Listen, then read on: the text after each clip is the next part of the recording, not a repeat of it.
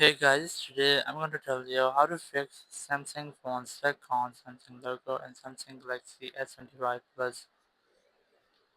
If you're using S25 Plus and you've seen this happy issue that your phone is in stuck on Samsung logo, so you have to make a force restart. Now for this, just press and hold volume down and power button for almost 15 seconds. Let's try this. Just press and hold the volume down and the power button for almost 15 seconds here. The very first, you might see a black screen here. Your phone will be completely shut down.